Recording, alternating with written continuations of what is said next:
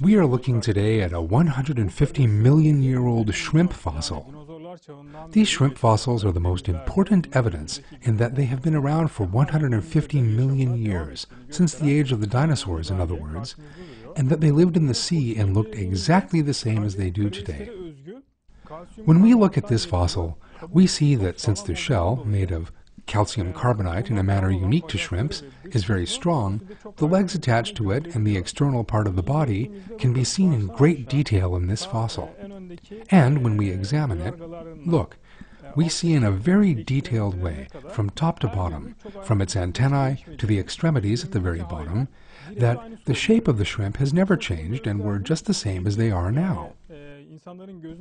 One feature of this fossil is that it easily addresses the human eye and allows us the possibility of looking at it very closely in a display case.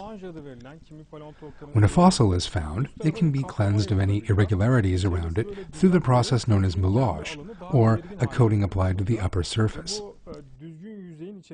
In this way, the fossil stands out better in its own surroundings, and when we look at it, it is now set out before us very clearly. Now that scientists have taken such trouble with it, we look at 150 million years ago and look at the present day, and we can see there is no difference between this fossil and a shrimp living today. In the chapter Difficulties on Theory of his book The Origin of Species, Darwin himself said that if countless transitional fossils, which had not been discovered in his time around the 1850s, and he expected to be present in the Earth's strata in large numbers, were not discovered in the future, that would mean the collapse of his theory. Today, Neville George says that the failure to find this fossil record, to find the fossils known as transitional forms, had nothing to do with the limited numbers in the fossil record. In other words, the excavations carried out to date are more than adequate, and some 99.9% of fossil specimens have been unearthed.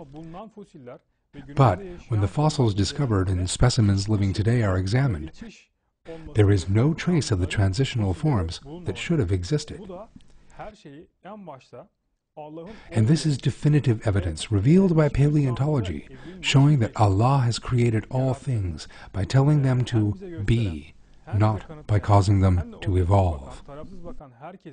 Hemen kabul edebileceği kadar net deliller bize paleontoloji tarafından sunulmaktadır.